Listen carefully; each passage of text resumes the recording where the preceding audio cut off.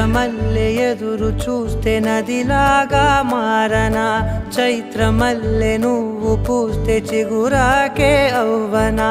నన్నే వరించే యువరాజును అంట నీ